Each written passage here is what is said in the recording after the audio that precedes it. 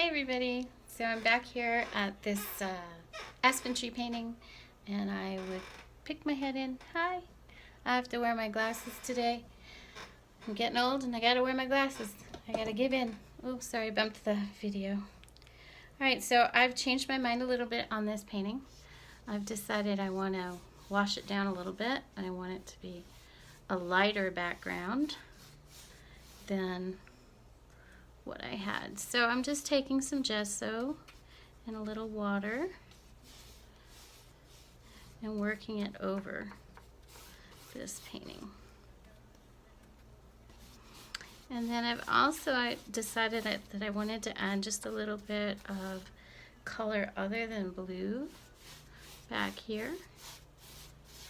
I'm going to add a little bit of burnt sienna because I want to have a soft pink look in the background. The blue will still be there,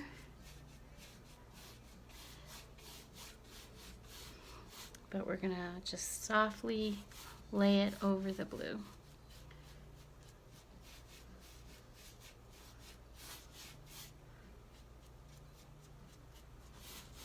I grab some more water.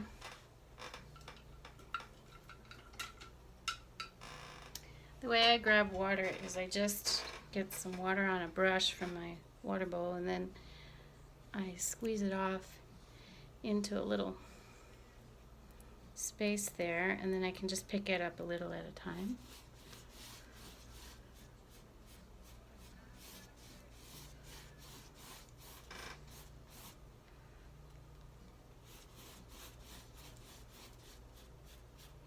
One of the things you have to be careful of when you're doing this is to not leave a brush dash like that. See, when you hit it in the wrong place, you'll leave a brush dash. So you have to keep swiping up and down to keep those little edges out of there.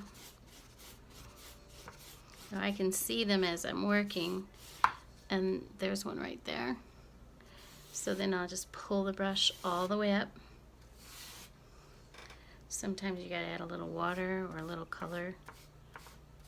And I just pull it all the way up and you lose the dash.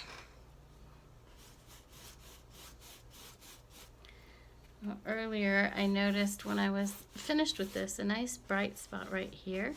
So we're gonna make that really bright there because I kind of like that for a focal point.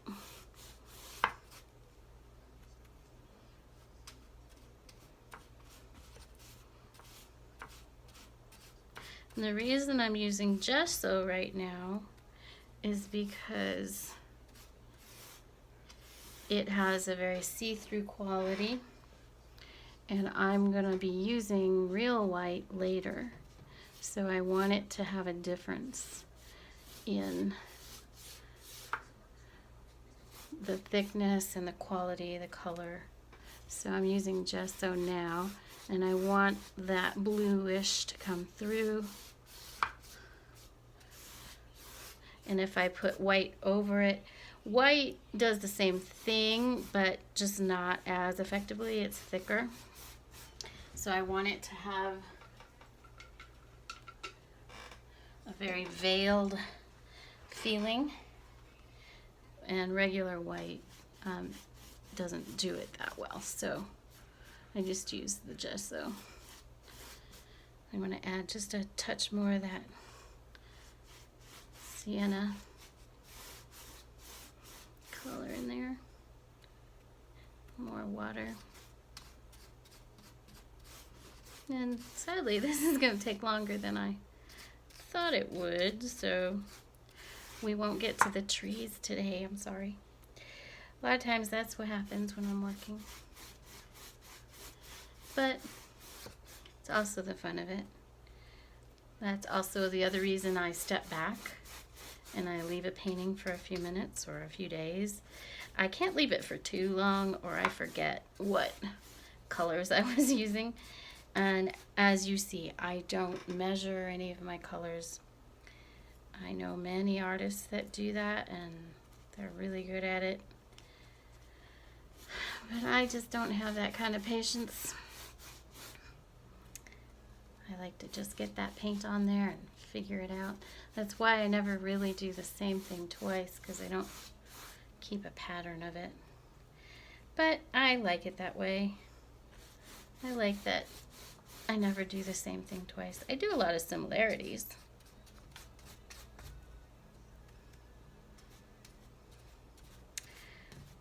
Let's see, can you still see what I'm doing? I'll move this over here. No, you don't see the bottom of this. I'm still working on the camera angle and getting it right. I'm also working on a different camera setup, but I'm still learning it. It has better quality if I can figure out how to get it downloaded on my computer and see how I'm filming. Because the challenges of doing this is a whole nother art that I don't know. There are many out there that have a really amazing ability when it comes to the camera, but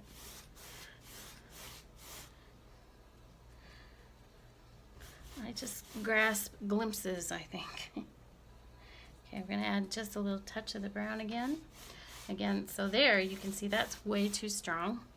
So I gotta get a much larger bunch of gesso.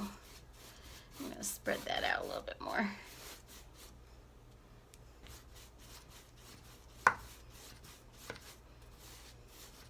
So by doing that, I just softened it a whole lot. The whole piece. So what I'm gonna do is this like forest of aspen trees with this light that's coming from behind it. A lot of times I do it this way because I'll have a bunch of paint left over on my palette, and I hate wasting that paint, so I'll throw it on another canvas, and then later I'll come back and look at it and go, well, it's just a little too dark. So I just bring in this other layer of color, and that blue is still really great behind it. Gives it another level, another piece of depth in it. And as this dries, you'll see more blue back there, because as it dries, it gets more see-through.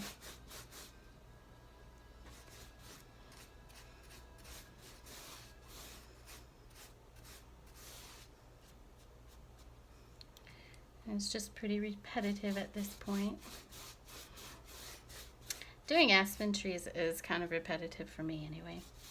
But like I said in my other videos, I don't mind having some repetitive work. Then you don't have to think really, about what I've got to do next or how am I going to develop this way. So it's kind of like a nice break, creative break, but you're still doing stuff.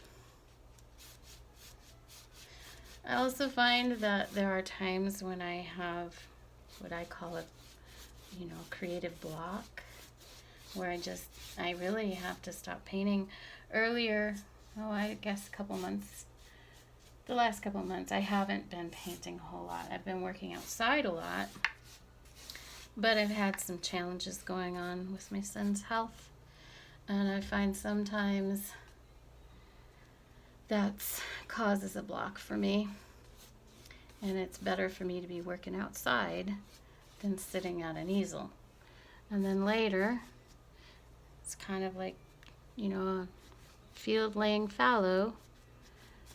The creativity decides to come back out, and I'm ready to paint again. So there's that, and we're about 10 minutes in. So I'm going to do a little bit more.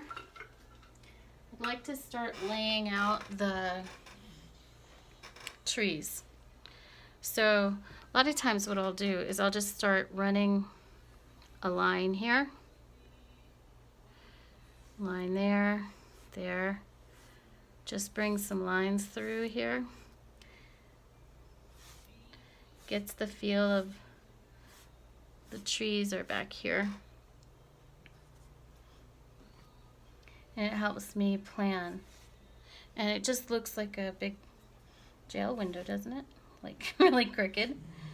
But gives me an idea. And then these are all the background trees that I'm going to be putting in. And then I'll put some big ones on top of that. So that's about as far as I'm going to go, because I hate to go much longer than 10 minutes. And we'll come back to this another time. Have a great day. Doesn't it look crazy?